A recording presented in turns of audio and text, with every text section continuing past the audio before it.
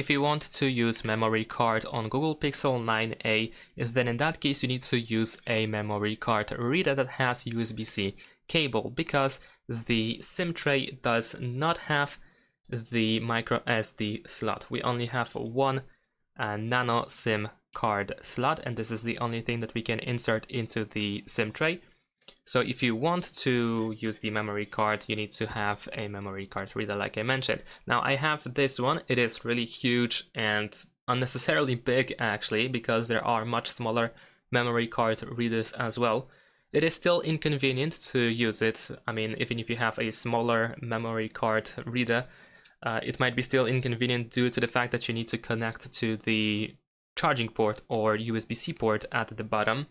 But essentially, this is the idea behind using the card, the memory card. You just need to insert it into the memory card reader, and then with the USB cable, you just connect it to the phone. And this is the only way to use a memory card. And like I said, you can get much smaller memory card readers, so you can, for example, connect it only when needed in order to transfer some files that might be too big to keep on the phone all the time. So this is the only way. And that's it. Thanks for watching. Leave a like and subscribe to my channel, and see you in my next videos. Bye.